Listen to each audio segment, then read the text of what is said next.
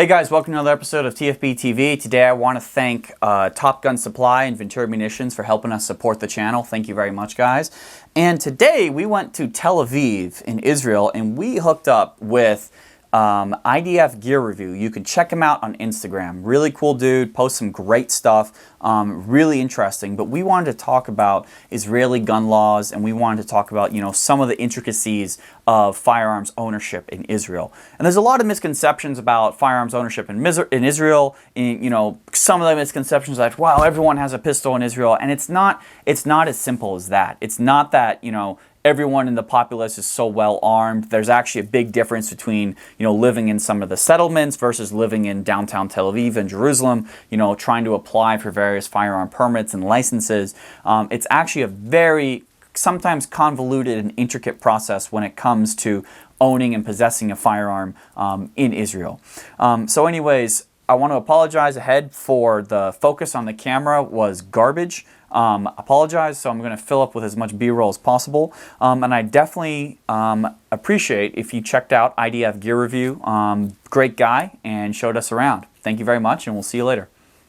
What's some basic stuff that American viewers should know about firearms in Israel from a civilian perspective? Right, so in general, there's a big misconception because getting a gun license in Israel is actually so hard. Yeah. People have no idea. Like it's off the charts hard. Meaning, to get let me talk about the conditions that you need to have in order to classify for a firearm license. Okay. Meaning handgun, not a rifle, just a handgun. So either the first and the most common reason that people have handgun licenses is because they live in the West Bank. Judea, Samaria, whatever you want to call it. We should rewind a little bit and say that Israeli law requires you only to shoot 50 bullets a year. Mm-hmm. That's the minimum to renew your license. Yeah. Most gun owners in Israel keep their gun clean. They don't change anything to it.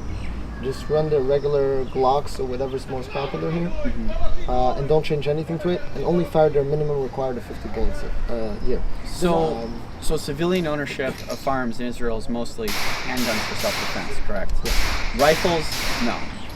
Rifles, no. Even if you're in competitions, I've never heard of it. Yeah. I've never heard of it. Shotguns, no. Absolutely not. Air guns, maybe? Even airsoft. Technically, you have to be part of an airsoft licensed club, and the airsoft gun has to stay at the club. Seriously? That's pretty crazy, but yeah. Interesting. All right, so let's go into, we were talking about, you're saying, like, it's almost insane for someone in Israel to have 5 or more firearms in general. So why is that? So your handgun license will let you purchase one firearm, which you will have to register with the firearm registry. Okay.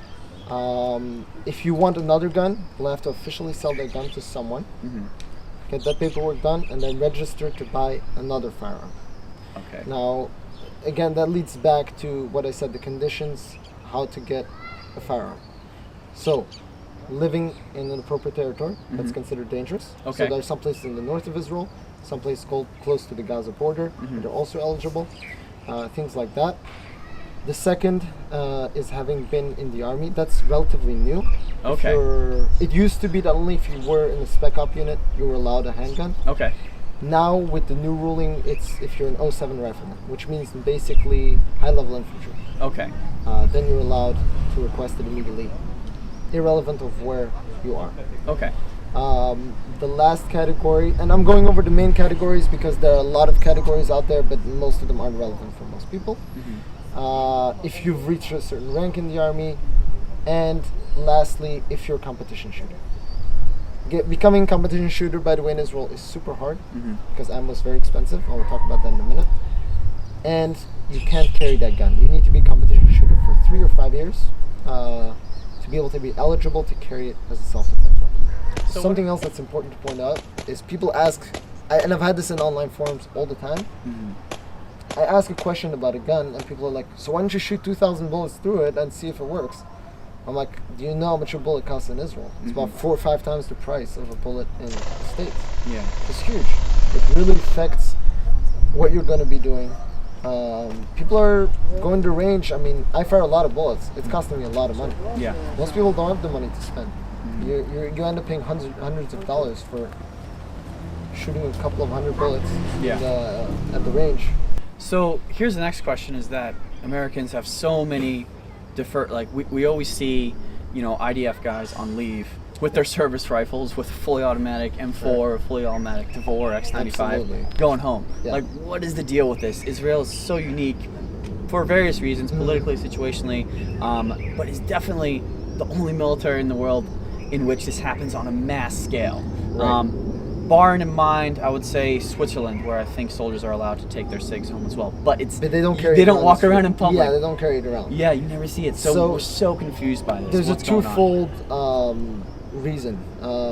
One, that's one of the reasons, by the way, that people think, all Israelis have guns. No, they're active duty soldiers or reserve duty soldiers who have their guns with them, their rifles. Yeah.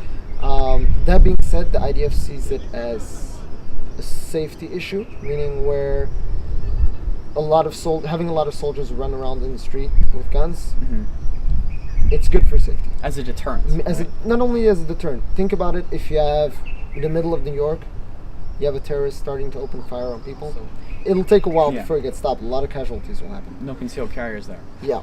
In Jerusalem, a guy takes a gun or knife, starts killing people. Within 30 seconds, he's dead. It doesn't matter what he does. There'll be private firearm owners, but most likely he'll be shot by an active duty soldier who's walking around with his gun. It makes it a hard environment to plan an attack, a violent attack. Yeah. Now, on the flip side of it, you have Tel Aviv, which is a central city, more liberal. Less people have guns. Less people are eligible for guns. You have a lot less people carrying guns in general. And there was a terrorist attack about 2 years ago, I think, in the surrounding market, which is a central place where people go to eat and shop. Yeah. And that was a huge issue, like until they came to intercept. And it took a couple of minutes for them to be hunted down and taken down. Yeah. So on that note, who is allowed to carry off base? What are the conditions of carrying off base? Guys are based at home. They're allowed to go home every day, or is it just on the weekends? How do you get that permission within the IDF? So most soldiers that you'll see with a rifle are active duty combat soldiers. Okay. Combat support and vest duty soldiers usually do not go home with a rifle. There are exceptions. From some reason, like he or she just had to leave base and they couldn't leave their gun anywhere. Exceptions. Yeah. You usually don't see it. Okay. And it's combat soldiers, unlike anywhere else. We deploy to the northern border, the southern border, or the West Bank somewhere. And combat soldiers go home anywhere between once every 2 weeks to once every 28 days. Okay. So it varies, but they go home for the weekend. That's why in general, during the week, you'll see a lot less soldiers with rifles around. You'll see them Thursday, Friday, Saturday. And on Sunday when they're going back to base. And that's the weekend. Yeah. Yeah. And then, because that's an interesting concept there in the United States, usually if you're a Marine or a soldier and you're based at your location, right. you're there, you're at your barracks. But in Israel, you can go home a lot because it's so much closer. Our country is so big in that you could be based in North Carolina, but you're originally from Michigan. You're not going home that weekend. There you go. But in Israel, if you're based in Tel Aviv, but your home is, what's the maximum distance you can drive in Israel? Say someone is based in the south. I mean, it'll be a 5-hour drive, but they'll be in the bus. They'll be home in a couple of hours. You can make it home for the weekend. That's it. So you can go back with your rifle and come back. Yeah. Now the IDF actually has a strict protocol. So when you get home, you need to separate 3 parts. Yeah. Magazine goes in one place. Yeah. The bolt goes in another place. Okay. And the rifle itself goes in another place. That way, if someone tries to steal it, they have to look for all the parts. Okay. So I can't be going back home and I'm going to an art exhibit with my boys and I can't just let me bring my M4. No, you can. I can. Okay. You can. There's not a problem with it. Ah, okay. Like a lot of people, on Saturday night or Friday night, they like to go out and party. You want to leave your they're not M4 gonna at home let, for they're that not gonna one. let you enter the club. Let's be honest. There's alcohol involved. They're not gonna let you enter the club with the M4. Of course not. So But people leave it at home. But standard, regular places, you know, going anywhere out and about. If maybe I'm visiting someone at home, Right. I can actually bring my M4 with me. Yep. If I'm going to, going to a restaurant, going Absolutely. to here, going to there, seeing my aunt or something Absolutely. like that. Yeah. Another interesting tidbit is that you'll always see Israeli soldiers with With a live mag out of their gun, right? live mag out of the gun. Yeah. And with chamber flag. Chamber flag, is that Chamber what you call it? flags, yeah. Yeah, they'll have bright orange chamber flags in them to show there isn't a round in the chamber. Okay.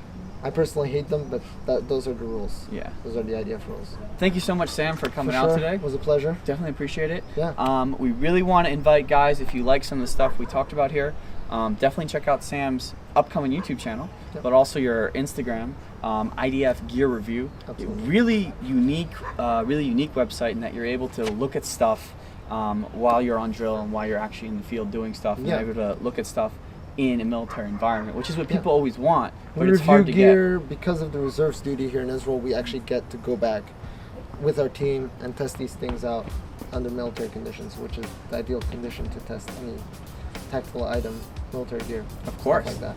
Awesome, man. Well, Yeah. until next time. Yeah, for sure, brother. Cool. Yeah.